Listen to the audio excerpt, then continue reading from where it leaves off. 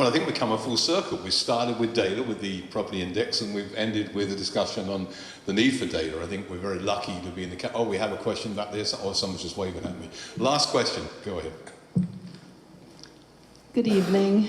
My name is Patricia Bryan, and I arrived a bit late, so I didn't hear most of the discussion, but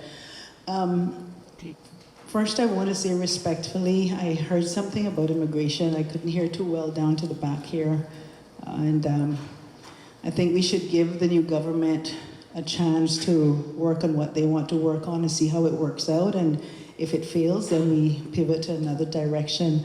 But my question is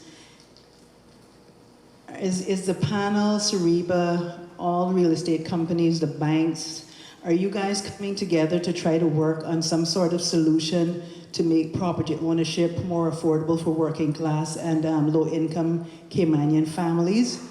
Because when we think of the geographical size of the Cayman Islands, even collectively as 3 islands, we only have so much amount of land space, and that is going very fast. Most of it is still swamp area.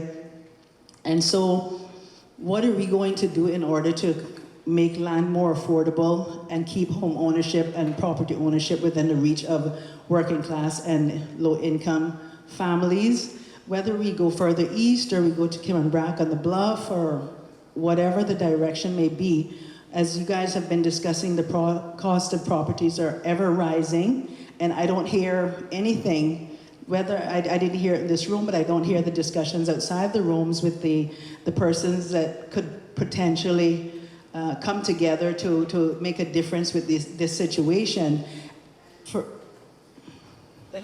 For instance, in Florida, I know the United States is much bigger than the Cayman Islands, but for instance, in Florida, they have designated areas for certain types of development, I'm going to use that word. And so I'm just wondering, is that something you guys have been thinking about at Lands and Survey? Is that something you guys have been discussing?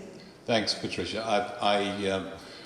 It's a great point, and I think your comments are very, very well heard. In fact, we touched on that a lot earlier, so I'm not sure what point you came in, but there was a lot of discussion about that. But I will ask James just to maybe respond and cover it, because he has the mic. Only because he has the mic.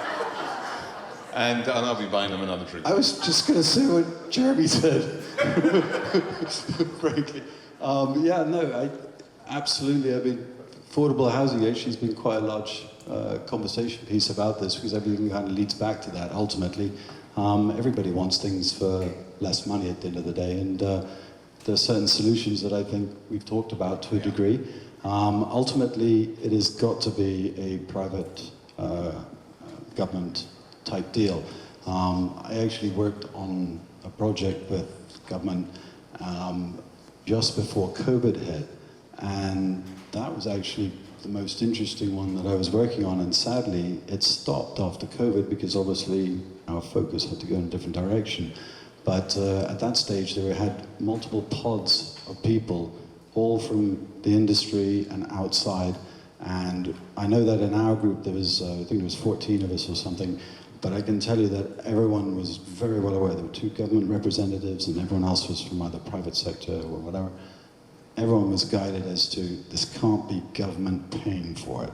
There has to be something that we can do. And slowly the information was coming together, and I don't know whatever happened with that, but that to me was heading in the right direction, and it felt like it was going to be something of real use. The biggest thing I see is the issue of, historically, you know, you do these things and they kind of blow up, you know, and they don't really work out as planned, and ultimately the benefits that are supposed to be for one party isn't the case, or it just costs the government a lot of money at the end of the day, them develop stuff. I think you summarised it, James, and I think that is a good last word. It's an opportunity for us to work together. We live in an amazing country. We're in literally one of the best places in the world, and that's why we're seeing so many people coming in. It'll only stay that way if we work together and we are partners in its future development, its growth, and how we grow and how we develop. And it's got to be one that we partner all the citizens of Cayman and make sure they all rise up together with this. Thank you so much indeed for the panel. Can I get a round of applause again? And thank you, audience.